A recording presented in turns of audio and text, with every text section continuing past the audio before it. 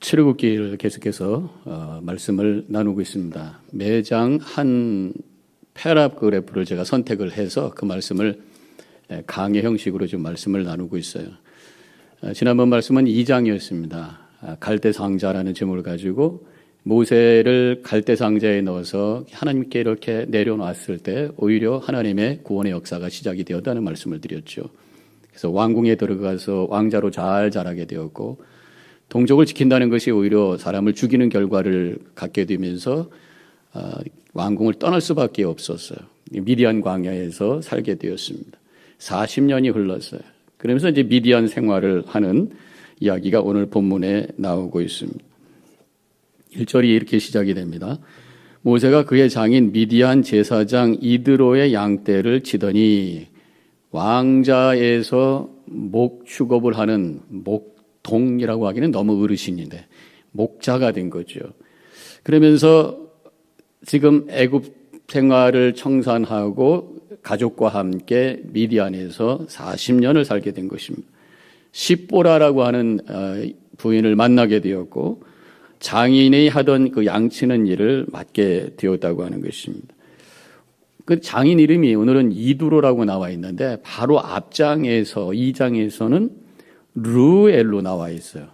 한 장 사이에 왜 이름이 바뀌었나? 시간 차이로는 40년입니다.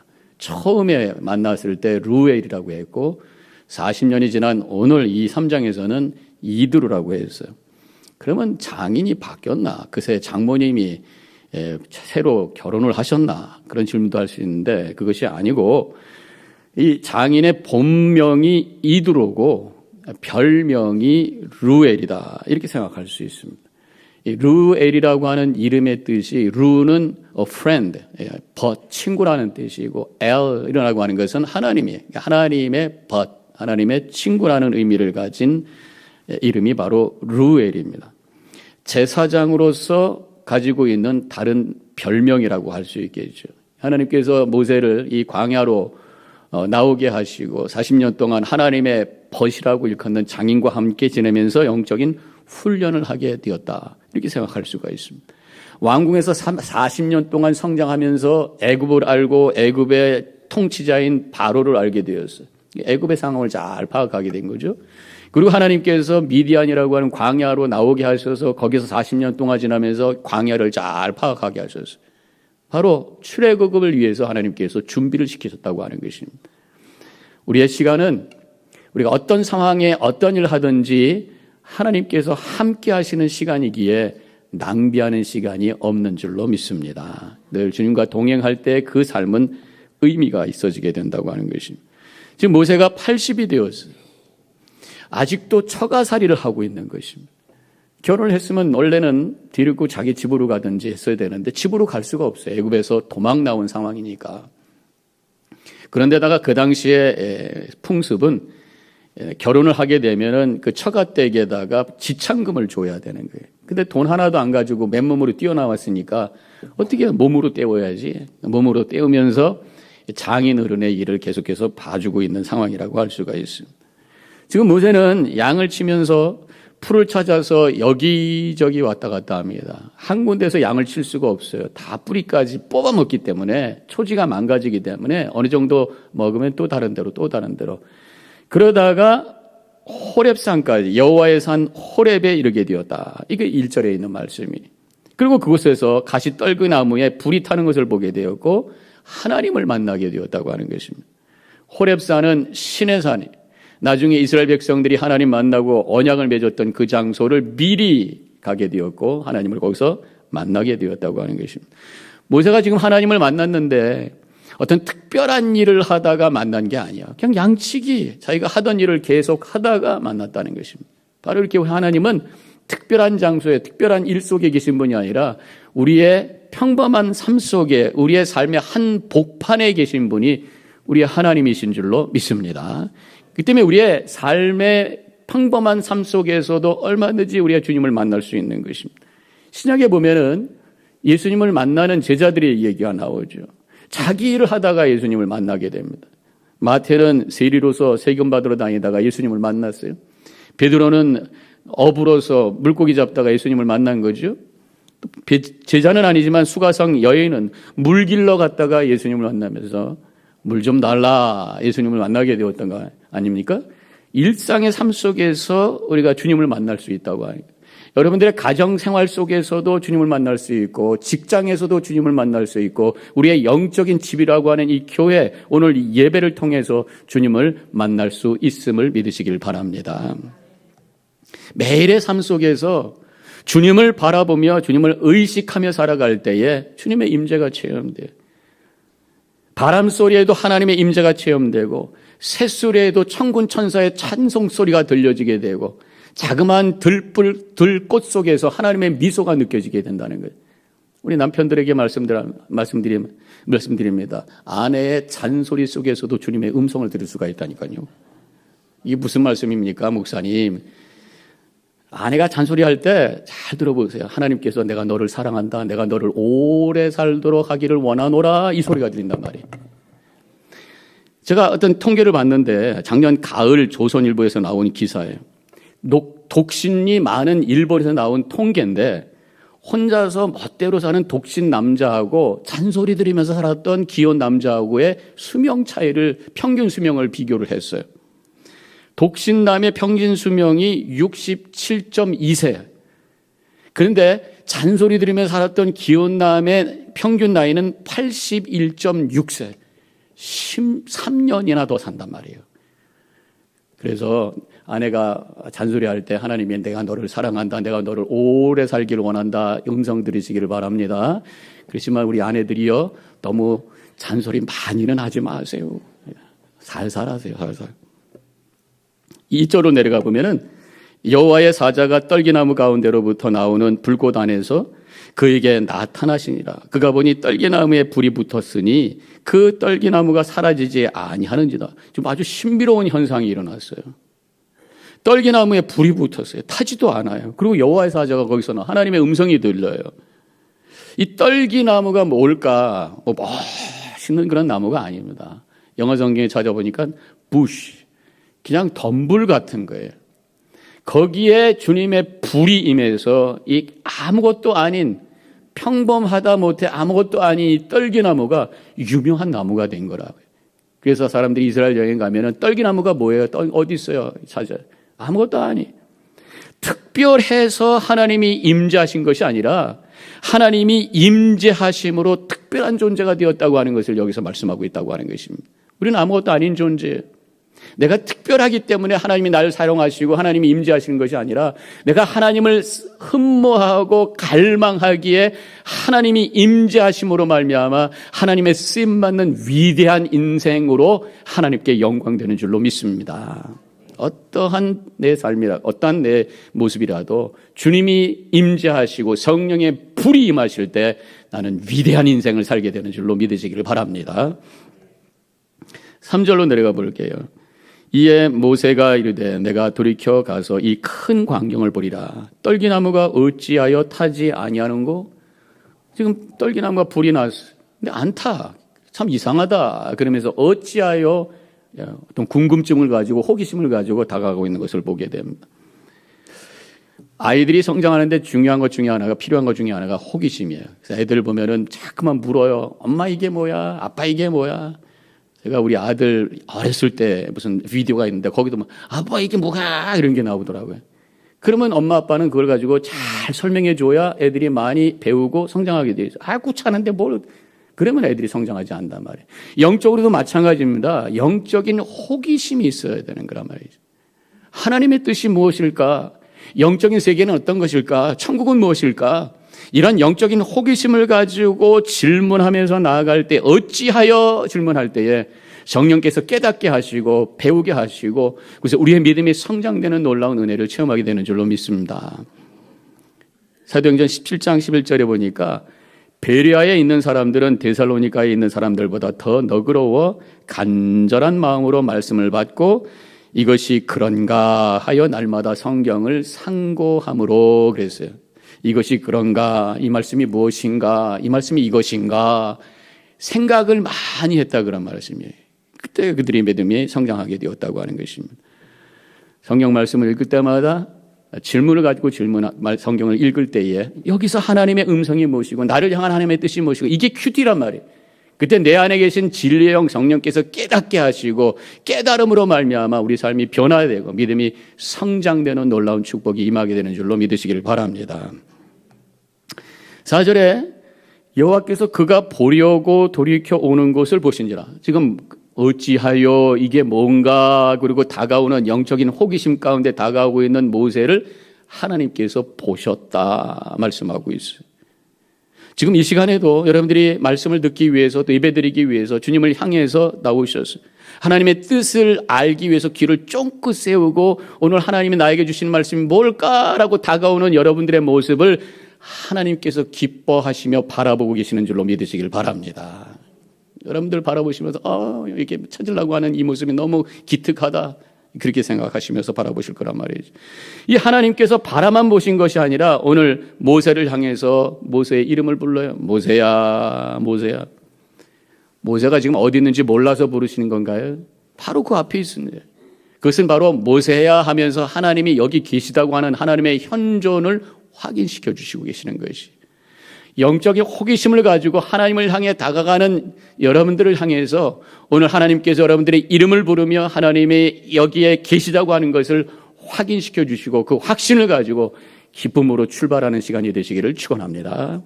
한승아 한승아 내가 여기 있다. 내가 너와 함께하노라. 내가 너의 예배를 받았노라. 내가 너를 사랑하노라. 주님의 음성을 들으시고 주님과 함께 동행하시며 나아가시기를 축원합니다.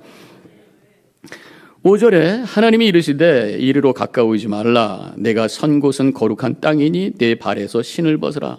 오지 말라는 게 내 너 싫어 이게 아니죠.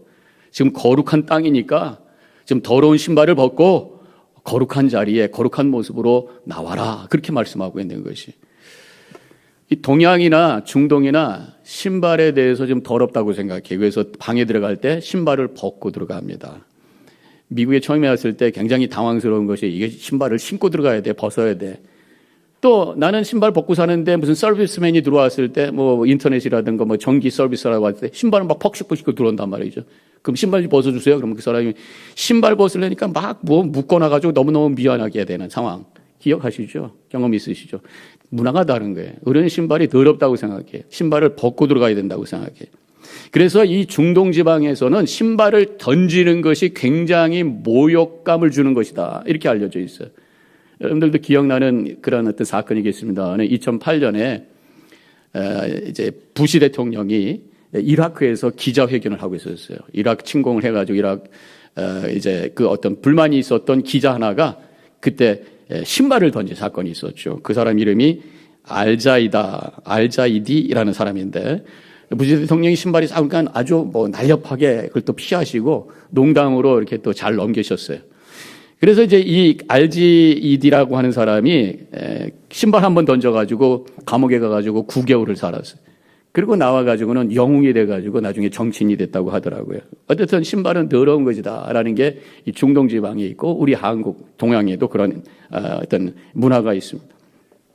그래서 오늘 거룩한 땅이니 주님께서 모세에게 거룩한 땅이니 신발을 벗어라. 하나님 앞에 더러운 신발을 벗고 겸손하게 맨발로 주님 앞에 나와라. 그런 의미도 있어요. 그렇지만 거기서 끝나는 것이 아니고 그 이상의 의미가 있다고 하는 것을 아셔야 된다는 것입니다. 성경에 다른 곳에서도 신발을 벗으라는 말씀이 또 나와요. 여호수아 5장 15절.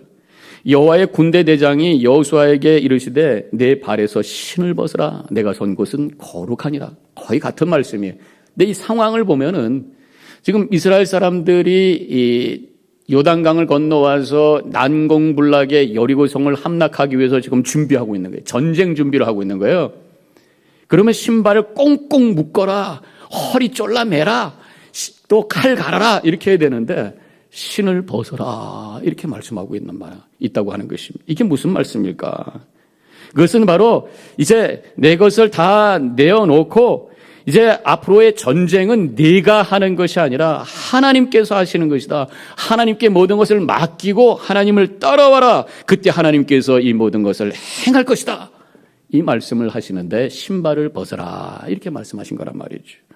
결국 하나님께 모든 것을 맡기고 나갔을 때 여리고성은 무기 한 번 써보지 못하고 다 써보지 않고 함성으로 다 무너뜨린 사건을 우리가 잘 기억하고 있어요. 룻기 4장에 가보면은 보아스가 기업 물을 사람을 만납니다. 그리고 롯과 그 나오미 가정을 이제 내가 책임지겠다 얘기를 서로 할 때에 그 기업 물은 사람, 원래 책임을 져야 되는 사람이 신발을 벗어서 주게 돼요. 신발을 벗었다고 하는 것은 더 이상 내가 이거 핸들하지 않겠다. 내 책임 안 지겠다. 당신이 알아서 하십시오. 그게 바로 신발을 벗은 거라는 말이죠.